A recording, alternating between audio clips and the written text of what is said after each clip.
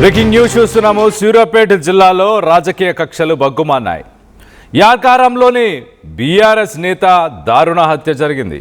మాజీ సర్పంచ్ చింతలపాటి మధును తల మొండెం వేరు చేసి అతి కిరాతకంగా చంపారు కొంతమంది గుర్తు తెలియని దుండగులు.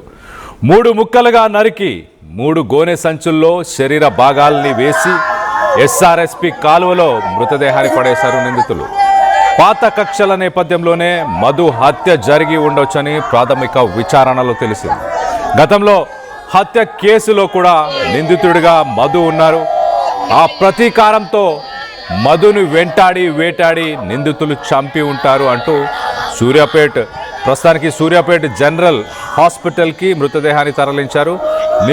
నిందితుల కోసం పోలీసులు గాలింపు చర్యలను చేపడుతున్నారు. ఒక్కసారి సూర్యాపేట జిల్లాలో రాజకీయ కక్షలు బగ్గుమన్నాయి. అక్కడ మరి ప్రత్యర్థులు ఎవరు? కావాలనే మధుని మట్టుపెట్టారా? గతంలో మధు ఒక హత్య కేసులో, అప్పుడున్న సర్పంచ్ హత్య కేసులో ప్రధాన నిందితుడు. మధు మాజీ సర్పంచ్గా కూడా పనిచేశాడు. సో మొత్తం మీద మధుకి రాజకీయ కక్ష వల్లే మధుని మట్టుపెట్టారా? ఒక్కసారి ఆ ఫ్యామిలీ ఎంతగా బాధపడుతుందో వాళ్ళ ఆర్తనాదాలు వినే ప్రయత్నం చేద్దాం.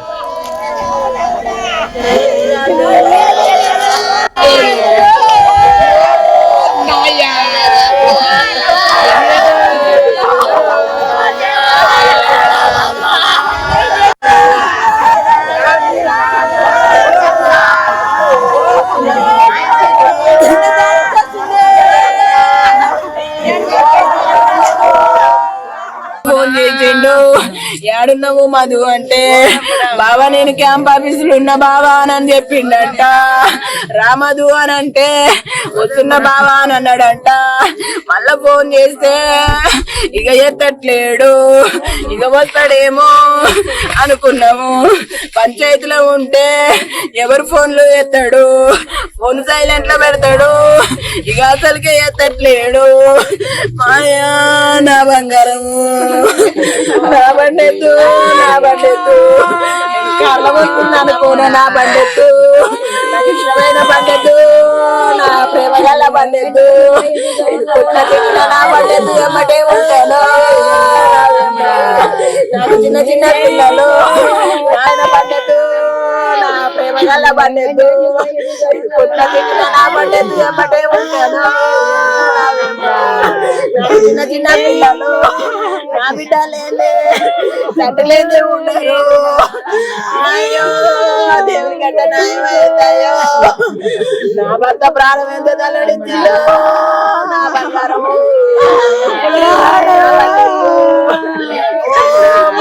పోయినావు, ఎవరు తీసుకుపోయారు, ఎందుకు పోయినావు, మాకేమి చెప్పలేదు, మళ్ళా వస్తా అని చెప్పినావు, ఇక రాలేదు, ఇక ఫోన్ ఎత్తట్లేడు. మా అయ్యా ఏమి చేతును. ఎన్ని గంటలకు తెలిసిందమ్మా నీకు? 2:30 అయింది. అక్కడికి తీసుకుపోగానే ఇదేనా చూడవే, ఇదేనా చూడవే అనంటే తన భార్య మాట్లాడుతూ క్యాంప్ ఆఫీస్ దగ్గర ఉన్నానంటూ బావకు చెప్పాడు. దాని తర్వాత వస్తున్నా కాసేపట్లో అన్నాడు. దాని తర్వాత ఫోన్ ఎత్తడం మానేశాడు. సాధారణంగా సెటిల్మెంట్స్కి వెళ్ళినప్పుడు, ఏదైనా సెటిల్మెంట్లో ఉన్నప్పుడు నా భర్త ఫోన్ ఎత్తడు అంటూ తన భార్య చెప్పుకొస్తుంది, మధు భార్య. సో మొత్తం మీద ఫోన్ ఎత్తకపోవడం, దాని తర్వాత ఏం జరిగిందో తెలియదు కానీ మొత్తానికైతే మధుని 3 ముక్కలుగా నరికి మరి 3 గోనె సంచుల్లో వేసి ఎస్ఆర్ఎస్పి కాల్వలో పడేశారు.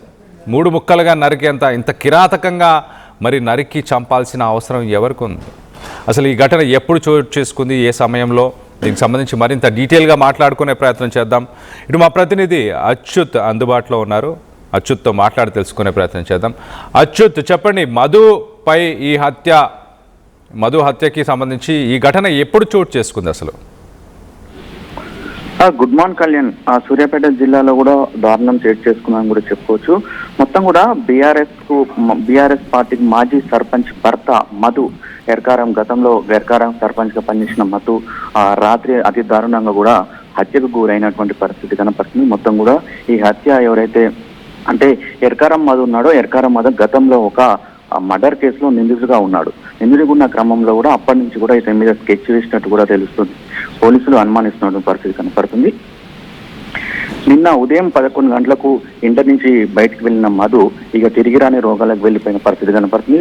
ఆ భార్య ఎన్నిసార్లు ఫోన్ చేసినా కూడా 2 సార్లు ఫోన్ చేస్తే ఫోన్ ఎత్తి మాట్లాడిండు. ఆ రాత్రి 9 గంటల ప్రాంతంలో ఫోన్ చేస్తే ఫోన్ రాకపోవడంతో కూడా ఈమెకు అనుమానం వచ్చి సూర్యాపేట పోలీస్ స్టేషన్ లో ఫిర్యాదు చేసింది. మా భర్త మిస్సింగ్ అయ్యాడని ఫిర్యాదు చేసింది. ఆ ఫిర్యాదు చేసిన నేపథ్యంలో పోలీసులు గాలింపు ఎప్పుడైతే ఫిర్యాదు చేసిన తర్వాత కూడా పోలీసులు గాలింపు చర్యలు చేపట్టారు. రాత్రి 11:30 ప్రాంతంలో కూడా ఇదే ఎర్కారం గ్రామ స్టేజ్ వద్ద అతి దారుణం కూడా చంపి గోనె సంచులు మూట కట్టి కూడా కాల్వలో పడేసిన పరిస్థితి కనపడుతుంది. కుటుంబ సభ్యులు మాత్రం కన్నీరు మున్నీరుగా విలిపిస్తున్నారు. మొత్తం కూడా ఈ హత్యకు, నా భర్త హత్యకు కాంగ్రెస్ పార్టీ నాయకులే కారణమని కూడా చెప్తున్నారు. గతంలో 7 సంవత్సరాల నుంచి కూడా నా భర్త మీద స్కెచ్ చేశారు.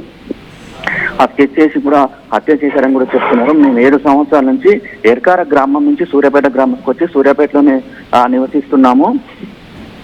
ఇటు నివసిస్తున్న క్రమంలో కూడా ఈ మర్డర్ జరిగిందని కూడా చెప్తున్న పరిస్థితి మొత్తం భార్య మొత్తం నిన్న పిటిషన్ ఇచ్చిన తర్వాతనే కూడా ఇది వెలుగులోకి వచ్చిన పరిస్థితి కనపడుతుంది. మొత్తం కూడా దీనికి సంబంధించి ఒకటే ఆరోపణలు వస్తున్నాయి.